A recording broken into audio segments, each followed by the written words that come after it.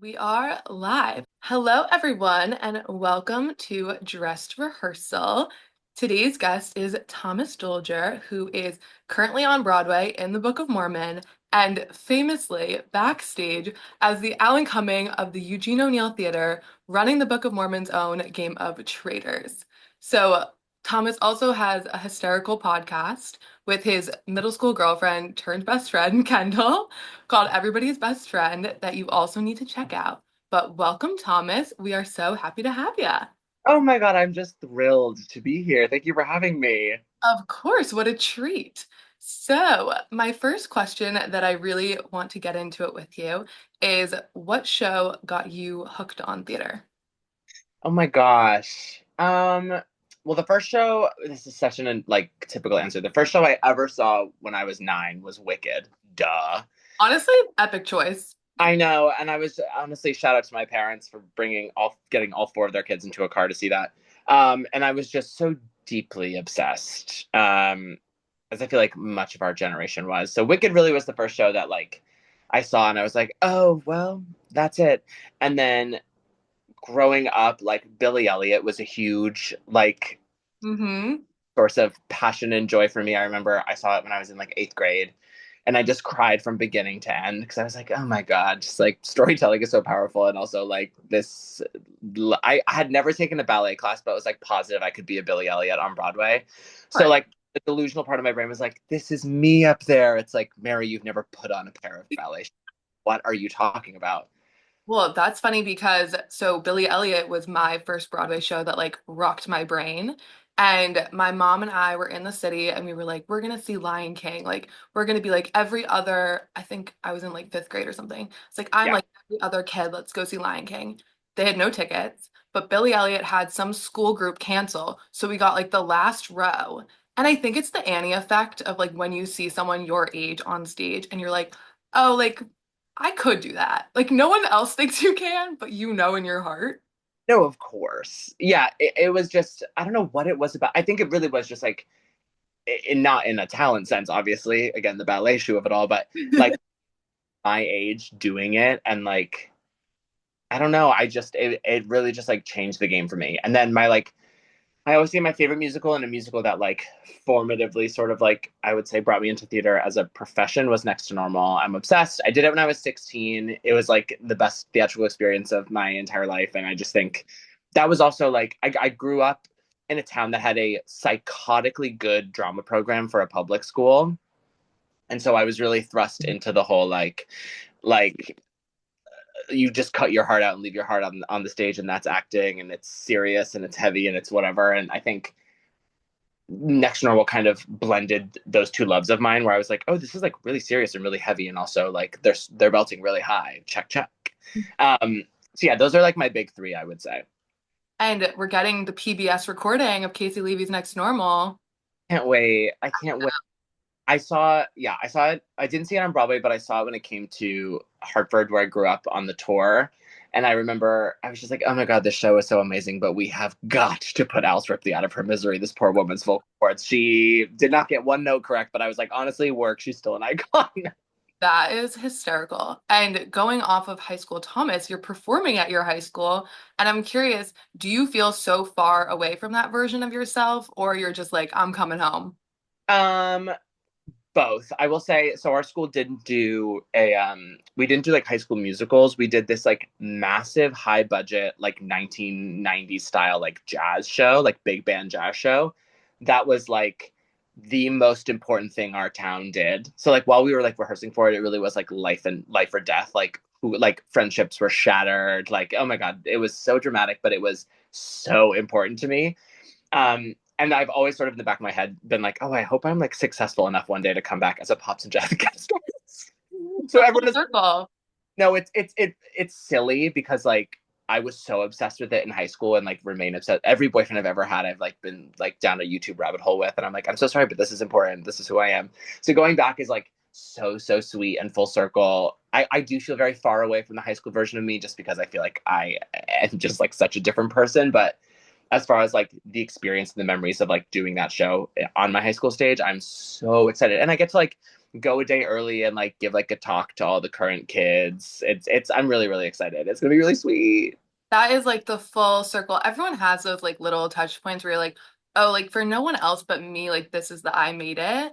100%. Which is why I've been shouting from the rooftop since they announced it. I was like, "Oh, this is my peak." They're like, "Haha," and I was like, "No, I'm being dead serious. Like this Mhm. is all I ever wanted." Yeah, this is like how we're gonna put on our tombstone, like pops and jazz. Guest artist. That's right. Thank you so Mhm. much. And so I know you did a solo show at Green Room 42. Yeah, Can you talk about kind of like building that show and finding your voice through it? totally. So I before I booked Book of Mormon, I had not worked for like 5 years. I could not for the life of me get a job. I could not get into the room for things I wanted to get into the room for. And I was just getting so frustrated and just felt like so creatively stunted. And then I don't know where my best friend Jared and I have always joked since we like met about like me doing some like big like Broadway leading lady cabaret. And I was like, well, fuck it. I'm not doing anything else. I might as well. And it sort of blended like I was singing all of like my favorite songs by all my like favorite like Broadway leading ladies. And the story of it was sort of how like my love of women in musical theater and specifically like the female style of storytelling in musical theater, my sort of like identifying with that led to me like coming out as non-binary 2 years ago. So it was all my favorite things. Like it was a really cool like storyline arc. I got to like throw in some like stand up I wanted to try out, and I got to like sing all my favorite songs. It was so much fun, and luckily so many people came out and it was like so well received and so much fun. I mean, it really was like creating something on your own, even though like I wasn't like writing my own music by any means. I was not reinventing the wheel, but just like it being entirely mine, Mhm. standing on that entirely belonged to me. I just felt it's such a cool feeling, and I'm looking to maybe do another one later this year. Stay tuned. Um, but yeah, Damon Distress, she was iconic. I had so much fun doing that show. And it's also interesting, like when you're a performer, obviously, like in Book of Mormon now, you're playing a character, but to get to be both fully yourself and the character of each song is such a cool intersection. Yeah, and each song that was in the lineup like played a role, and like it was all like touch points along the way. So like obviously there was like a Diana next to normal thrown in there, and how I was like, oh, I feel so drawn to this like middle-aged female storyteller, but like that's not a character I would ever play. And it was just sort of me flipping the script and being like, well, yes, but also why not? Like there really are no rules when I'm in control of the show and in control of the narrative. So it was really really fun. It was really cathartic. It was really beautiful, and yeah, whenever I lose service on the train, I watch those videos all the time. As you should. It's like your very own miscast. Oh, of course. No, literally. Oh my God, it was so much fun. And can you talk about who some of those influences are and kind of the people who shaped you in finding like your style of performing? Yeah, I would say I'm like a huge Judy Garland fan. I'm a huge like golden age dame kind of person. Like Judy, Barbara, Ella Fitzgerald, I love listening to. I also this is like I love Samara Joy, the jazz singer, so much because she's so referential of like the early days jazz singers, Mm-hmm. and my uh how many greats? Great grandmother, Ziegfeld Follies girl, and a Broadway star back in the like 20s. So I have also always felt this like weird connection to that sort of era of like show business and glamour and um like early days Broadway, because I come from just like a very like everyone else in my family is like a lawyer or a doctor or like a software engineer. Like everyone does very like logistic, like smart people things, and I'm sort of the only clown in the lineup. So I've always felt very connected to her as a sense where I'm like, where the fuck does all this come from? And I'm like, oh, obviously her. Right. It's Um, your bones. yeah, but then like yeah, I also we because I'm gay and I have friends in theater. A question we always ask is like, who is like your Broadway mom? Like if a Hmm. current had to like you had to be a direct descendant of her, who would it be? And my answer is Megan Hilty because she's Oh, funny, big voice, like big presence. I think she's the one for me. and mine is Shoshana Bean and Adina Menzel. So you know what? A match made in heaven. Oh, I love that woman so much. Oh, I saw her in the bedwetter last week and I was like, yeah, this is everything of the sort. One of a kind, and I also just think it's so special when someone is that gifted and that nice to everybody. Yeah, which, dime a dozen. Dime a dozen. I know, for real.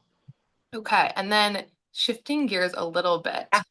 So, an old boss once told me to make every room forget how they ever lived without you. And I think going into a long-running show can be really intimidating. And I feel like you have really taken the Eugene O'Neill by storm. So, I'm curious to talk about like integrating into the cast and also there have been there people there for so long and kind of the fellowship and mentorship that you've been able to find in such a long-running show. Totally.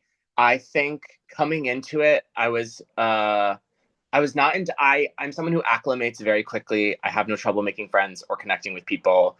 That part did not ever stress me out. Hmm. What stressed me out was coming into a legacy of that many years and people who have worked that long and hard for something and making sure that it was known that it was not something I like took for granted or disrespected.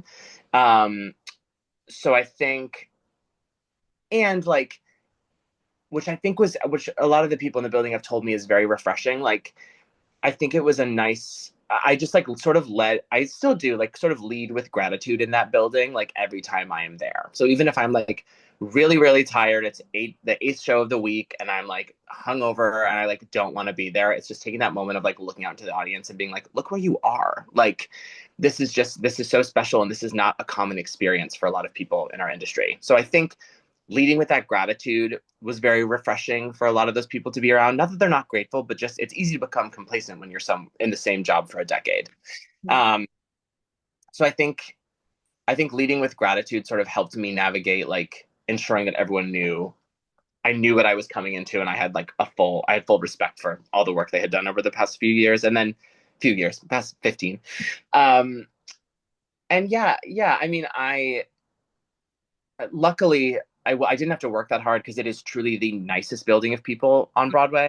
Like in every department, like every person is so happy to come to work, so lovely, so funny. Like, and I do think it does something to your brain chemistry to be around that many people laughing every night. Um, so I didn't have to work so that hard. I came into a building of the nicest people ever who were very welcoming and very excited to have a fresh perspective in the building and then we started playing Traitors, and then it was a wrap, honey. Right. You said this is my house now. Yeah, and I live here. I will say, even the Book of Mormon, like it's such hard comedy that you would think like you could have a lot of like I don't know, more snappy humor. And I will even say, I saw recently that they posted when you guys passed Rent and having like the longest, like long running show. And I think the way they did that, talking about both the cast members in Book of Mormon that were in Rent and just like the impact, the respectfulness of it. When I first opened it, I was like, oh, that's like kind of wild to call out like beating another show. But then when they dove deeper into like what that meant, I was like, oh, no, I'm sold. I'm there. Well, it's also like you would never in a million years put something like Mormon into the same category as something like Rent. And like it wasn't really until John Eric Parker, who's one of my dearest friends in the building, who was in I believe the original company of Rent, if not very early days of Rent, like just hearing him talk about like how lucky he was to feel like in his career lightning struck him twice with Rent being such a hit and Book of Mormon being such a like hit, but also like a source of joy and a source of security and a source of like I don't know. I just it's so easy to like look at things that are in big air quotes serious versus things that are comedic and about them not impacting people the same, but they really do. And it's really that was such a special night, especially just because I love that man so much and just him taking his original spot on the stage where he stood during Seasons of Love all those years ago, and he specifically made my Broadway debut so special because he like pulled me downstage and like had everyone like applaud for me and him talking about how special his Broadway debut was. It was very emotional. But yeah, I mean, it's like South Park style, what I like to call like silly straight boy humor, but it's important. I also think like in the current political climate we're in, like just being in a space where people can come and just fucking laugh for 2 hours and 20 minutes, like is just really such a gift and very important. So yeah, all that to say, Mamma Mia, we're coming for your ass next. They're number 10. Oh, please. Well, and they're coming back in the summer. So, Oh, bring him back. well, and I would also say part of the community that you're talking about comes out of the topic of rent and also just like Broadway cares. And I think something that's really cool, not only did you jump right into Traitors, but you got super involved in giving back in the Broadway community right away. And I think that is something that's a testament to you because you're starting to do 8 shows a week. Like you have so many things changing, and to also add that onto your plate. So if you want to talk about that a little bit. Yeah, well, that's very sweet of you to say. I have always been, I've always been very interested in like being in this place of privilege. What would I do with it? And so once they like needed new people to come on board for like the food grant committee for Broadway Cares, John Eric recommended me and I was like, "Oh, I am there," because like this is also part of like stepping outside of myself, like why I was so excited to enter the Broadway community. Like yes, the show is fun. Yes, Broadway bowling is fun, but like being able to like sit amongst my peers and like use our sort of power for good, I thought was very, very special. Um, so yeah, I'm very new to the Broadway care scene. I'm very much looking forward to being involved more. Um, but yeah, we in our last meeting like gave away almost like 3 million in food grants to a lot of places that are going to experience federal funding cuts. Yeah, it's been great. It's been great. I just think what a waste to be like given this platform and this opportunity and just like I don't know, use it to like give yourself a pat on the back and then move on with your day. I just think that's such a waste. So it's been lovely, and I'm very excited in the next few years to see like where my experience with Broadway Cares goes next. I would say. And it's such a testament of you get out of it what you put into it. And so if you're putting yourself into a community in a way that's more meaningful, then you're gonna get that experience out of it versus like, let me just sign in and sign out. I also just think like the administration aside, like unfortunately, like I do find like Broadway as a whole to be a little like latently homophobic and like such a safe space for queer people because so many queer people are involved on Broadway. But like you go to the upper tiers and you like the same issues exist that exist in every other business. And so I also think like my duty as a queer person to give back to the queer community in this sort of position of privilege I thought was really kind of important. Um, yeah, I don't know. Helping people is important, so that's why I wanted to do it. 1000%. And so, kind of in that vein, can you talk about the life of now, like having your partner also being on Broadway and kind of like how that shaped your expectations going into the show of like what working on Broadway looks like? Yeah. So yeah, my boyfriend Hunter's a vacation swing over at Wicked. So we do not overlap all the time because he's not there all the time, unfortunately. I will say, like, it's been very cool to see how different our Broadway experiences have been, both given like the culture in the building, his building versus mine, and also just like the type of work we're doing. He's doing like Wayne Salento ballet every night, and I'm just sort of doing box steps and like smiling. Hmm. Um, but it's been really sweet, especially because like Hunter booked Wicked on Broadway pretty soon into us dating. And so it's like, I mean, that poor man has just like seen me so distraught so many times over the years about just like, oh my God, how am I going to get my fucking foot in the door? And now that we're like both here together, a block apart, is very, very sweet. And he works like a full-time finance job during the day when he's not in Wicked. So like for today example, he's been out of the house since 8 a.m. But I'll like it's nice that I get to like wait around the Gershwin to like pick him up and bring him home. I don't know. It's very sweet. It's very sweet when like when dreams come true, not just for you, but also like for your partner. It's been really, really awesome.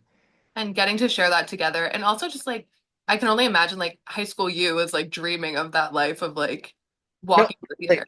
I was like, I'm boyfriend in Wicked. I'll take it. And also like in this year of Wicked, which makes it even more exciting. God, he went to a premiere before me. I was furious. I was like, divorce, babe. Yeah, see you later. No, thank you. Plus, I know who I am. And I am also curious, since you talked about the long road, when Mhm. you were going into auditions, how did you keep yourself motivated and also like build a support system that is gonna like take you through the ups and downs? Yeah, I will say like therapy and psychiatry can't recommend it enough to everyone. It's really hard. It was really fucking hard. And I think like I just sort of had this like sort of delusional sense that like it's gonna happen sometime. It's I think unfortunately just gonna take a minute because there was a time where I had been in for Mormon so much since I graduated college because I have Andrew Reynolds' face and mannerisms. Like that just felt like a very easy fit. But to be completely honest, this last appointment when I finally got the job came in, I sort of like rolled my eyes at it because I was like, I've been in for this so many times, and also like this doesn't really feel like me anymore. Like I feel like I've evolved as a person and as an artist, and now this sort of shtick, I don't know if it really fits with who I am. I was wrong, obviously, but I remember looking at the Broadway landscape and being like, I don't see a lot of easy fits for me in this current season and the season prior and the season prior. I was like, I think it's just gonna maybe take a little bit of time to like pave my own way or for something to come along that's like a super, super right fit. But to answer your initial question, like it was really, really hard because it's like one of the very few businesses that is not a meritocracy. It's not like you follow these steps and then you achieve success. Like it's entirely random, which is just demoralizing. Also, when like so much of your identity is tied into the work you do in those audition rooms. But I just sort of, yeah, I mean, I complained a lot, but I like also just like kept my head down and was like, you just keep go. Like there was never a point where I was like, I cannot do this anymore. I can't do this to myself. Like I have to do something else. Like sometimes in like a rant, I would say that, and Hunter would be like, you don't mean that. And I'd be like, I know. Um, but yeah, I mean, it's just like it's the age old advice given to actors where it's like, if you would be happy doing anything else, literally anything, do it because it's just so miserable and it's so unfair. But and it's been very interesting hearing so many people be like, oh my God, there's no one more deserving than you. And I'm like, what does that even mean? Because like it took a long time and I worked very hard, sure, but like everyone does. And also like I just got very lucky that this guy left Mormon at this exact time and they needed someone to cover Elder Price and pop right in. And they had seen me for like 6 straight years. Like it's all just like a timing thing. So to be told, I like I'm proud of myself and I work very hard, but to be called like the most deserving, I always find odd when referring to actors because it is so random. Mhm. Um, I but also yeah, therapy and Lexapro can't recommend it enough. Right. It's also like everything is both. Like you're the same person the day before you booked it and the day after. It's just whether or not like the opportunity met the moment. 100%. And that's what's been honestly very interesting about all of this is because I talked about this in therapy. I was like, I had never pictured any part of my life past getting the phone call and making the debut. So when I was like 3 weeks into the show of this just being my job and showing up to the theater every day, I was like, now what is this supposed to be? Because I haven't thought about any of this past just like that one day. So it is funny how like short-sighted and like goal-oriented we can be as people. But yeah, it was kind of like a it's been sort of like an ongoing like check-in with myself being like this is just sort of your real life now, like it doesn't have to look any certain way, like you are the same person, you just have a job you enjoy more and like you're in this, I don't know, yeah, it's very strange. Mhm. And also as someone who always knew, like I was never intimidated by the question of like, what do you want to do when you grow up? It's like you always knew. And so now to be like, okay, I've reached Everest. Does it feel like I thought it was gonna feel? And also like, how am I gonna live through this moment and like move forward too? Of course, but also Everest never feels the way you think it's going to be. The air is thin up there and it's really cold. Mhm. Like, you know what I mean? Like it's nothing. Yeah, it's like if you knew when you were dreaming of it how normal it would feel, it wouldn't be as special. So like, True. yeah, it's been interesting for sure. But it's also been, I'm thank God like at a point in my life, and I've like been through enough rejection and been through all this like self evolution where like I'm in a place where I can actively sort of call it as it's happening, as opposed to being like hit by a wave of it. So I'll be like, oh, feeling very tired, feeling like I don't want to be here. But that doesn't mean I'm not grateful. That doesn't mean I don't love my job. I'm just having a bad day because I'm a human and this just happens to be my job now. I'm allowed to still have bad days, even though I'm like living my dream. Right. And so when you are joining a long running show and you do a put in, probably with like an assistant stage manager, did you feel the difference once you put on that costume and you were really like in that world, or you've been doing this long enough that it doesn't make a difference? Oh my God. Night and day. What they don't tell you about Broadway put ins, every show is different. Like high tech shows are very different. At the Book of Mormon, like you are in costume, no one else is, and also the full company is not there. Like the swings are there and a few key players are there, but like you actually have no idea like what the full stage picture is, which does affect your traffic patterns. Mhm. So like, that scary feeling of like, okay, I'm in a velour devil onesie, and everyone else is in street clothes. It's like, I thought this was a costume party. Why did nobody tell me it wasn't? Mhm. Um, so the put in is, but it's like you do the put in and you're great, and you just know like when you get up on stage for the first time, you're like, this is going to be something entirely different. And I felt that way when I went on for Elder Price, even more so. Like the 20 minutes, I was just like, okay, because the show starts, it's like the fucking scrim lifts, you're dead center, and you walk down stage, and then it's you never leave the entire time. And for the first 20 minutes, I was like, what planet am I on? Uh-huh. Why is everyone dressed like me? And where am I supposed to stand right now? It's a spooky Mormon hell dream. No, darling, it's exactly that. And it wasn't until we got through like All American Prophet where I was like, okay, you know what? I think I'll be okay. It It's crazy. it's a train that doesn't stop. 100%. But luckily, luckily I was doing it with Cody Strand, who's a fucking icon, who is so much fun. He is such a genius, but he has such a lore in the building of being like, he will not take care of you, who will leave you out to dry, which was not the case. Literally, there was a moment where I was just standing in the wrong spot, and he was like, "Oh my god, so scary! The general, you're gonna take a small step downstage," and I was like, "Okay, okay, perfect, thank you." Right. And so speaking of Cody, let's talk about Traitors. Oh my god, best thing I've ever done in my whole life. So how did you come into this company and proclaim yourself as host? Like, give the people the backstory. Yeah, so other Broadway shows had done it prior. So my friend was in the cast of Merrily, and I saw that they did it, and I was like, "Oh my god, that looks so fun!" And I'm a bitch that like loves a game of deception. Um, and so like Traders was at its peak, and we were talking about it so much at work, and I was like, "We should play it." And everyone was like, "I know, but no one will organize it because everyone wants to play it." And I Mm. was like, "Yeah, I'll just do it because knowing myself, if I get voted out early, I'm gonna take it personally, and I'm gonna be pissed." So Uh-huh. maybe for the best for me to step out and just like organize it. And it has been so much fucking fun just watching how seriously these people take this game. Like, obviously, there's certain like adjustments we have to make to the rules because we're not living in a castle and like doing these psychotic physical challenges. So, but like, there would be weeks where I'll be like, okay, there's a shield hidden somewhere in the building. Here is a hint. If you find it, you're safe from banishment. Watching people like backstage during the show, like looking around the theater, or like I remember when I was on for Price, my dresser was doing a change and she was like, "Is it on you? Let me see." And I was like, I'm busy. I don't have it on me, please." That is hysterical. And it's also just like community building because it's beyond the people you share a dressing room, beyond the people you're on stage with. It's like, let's all come together and have this one wild mission. And even the people who are not mission, very funny, first of all, because Oh, Mormon. so true. Um, Even the people that aren't playing, like our entire deck crew is so deeply obsessed with this game. Like, and of course, like I've like gotten them fully involved. I'm like, "Hey, Drew, here's a shield for this week. Give it to whoever you want." Like, but they'll like talk about it on like stage management comms. I'll be in stage management and I'll hear on the radio. They'll be like, "Can you believe it? They banished Pinto. What fucking fools! They can't. They'll never find a traitor." Hmm.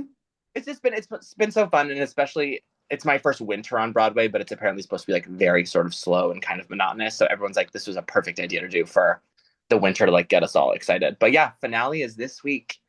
They're five Ooh, with 20, and they have caught one traitor. No problem. womp womp. Well, I mean, better than a four-way split where Gabby Windy doesn't get her money. No, where's my money, Bravo Peacock? Where's my money? I'm I upset much. She's everything of the sort. And we have and Terry Lynn is the Gabby Windy of our season. Full stop. Fan favorite. And that feels right. Yeah, 100%. Okay, and then just to wrap things up, I have one final question for you. So, going back to personal style, I'm Four. curious when you walk into an audition room, how do you want to be known? What is like the personal flair that you want to leave them with? And do you have a go-to audition outfit that like this is Thomas? Oh my gosh, that is such a good question. I don't, in terms of like leaving them with like a signature style element of mine, I don't think I have that Okay. figured out. I will say when I was auditioning for Lempicka, May She Rest, because it was such a like purposefully queer and like gender fucky show. I remember walking into those audition rooms and the outfits I had on being like, oh my God, I feel so good and so much like myself in what I'm wearing, which was usually like a string of pearls, like a tight long sleeve and a baggy pant, but all in some sort of like I'm also very much in an era of, and I don't know who is to blame, but baggy in, first of all, loose Uh, fitting, very. And I'm just sort of in the era of like sort of putting on whatever the fuck I feel like and just like refusing to judge myself for it. So like presently I have on like a sleeveless polo that I cut the sleeves off over like a very blousy long sleeve. It's very confusing, but I'm into it. Please. I wore a vest the other day and I looked like a cater waiter. We're trying. Do it. I also like I'm obsessed. I don't know if you've been, can't recommend it enough. The Niche Shop, this vintage shop on they have one on the Upper East and the Upper West. Hmm. Every time when I buy something and it's always something so fucking random. I bought like literally like a long sleeve like US Postal Service collared shirt the other day Hmm. and I'm it. I just like my signature style I like to say is sort of like I always like for there to be like an element of like gender queerness in it. Love to throw on like a string of pearls instead of like a tie or like heels instead of a loafer. Like I like for there to be like some femininity in it for me to feel really, really myself. Um, as far as audition outfits, like I'm so glad that gone are the days of like the jewel tone dress and like the button up jewel tone shirt and like a tight slack. It made me so sick when I had to do it, and it still makes me sick to this day. I mean, it looks like you're a Dancing with the Stars professional. Like, Awful. It's awful. I look like I'm dancing with Anna Delvey, bitch. Me. So yeah, I would say like my go-to audition wear now is just like wear whatever you feel good in. I'm also done with like dressing for the show. Like these people are creative. You're not a paper doll. Like they can picture you in different clothes. Yes, Uh, so yeah, I just like to like wear what I feel good in, and then hope I sing pretty, and then I leave. and call it a day. Yeah. But speaking of personal styles, Cody Strand, back to Cody, has the Mhm. most iconic personal style because like most of the time in the theater we're all in like athleisure, especially when we have two show days because you just want to sort of be comfy in between. And he has mastered the game of like comfy but make a sort of cunt. Like he has these like amazing ornate like knitwear sets that I'm so jealous of. So honestly, watch this space. I might be getting into that as well. Okay, well, we will be on the lookout. And Yeah. thank you so much for being here. This was a delight. Oh my god, thank you. You are, I'll say, an amazing interviewer. Thank you so You're much. welcome. In my delusional brain, like the way you knew you were going to be on Broadway, I was like, in my head, I have a talk show. So you know what? Here we are. Giving talk show. I like about three questions in, I was like, oh my god, these are very thoughtful. Well, thank you, thank you. And thank you all for listening to the first episode of Dressed Rehearsal with Thomas Doelger, our fabulous, fabulous guest. I have loved Broadway since I can remember. And in this year of finding my personal style, I thought this podcast would be the perfect blend of the two. I think fashion and theater are such a light in our lives, and I hope to spread that through this podcast. So I hope you keep listening. I'm so appreciative to have you on this ride, and I can't wait to see who we talk to next. So if you have any suggestions, feel free to tag them on our Instagram at Dressed Rehearsal. But until then, I hope that this podcast reminds you to lean into anything you love and to follow what makes you light up inside. And I hope you break a leg on any dream you're chasing. Good luck. Talk soon. Bye.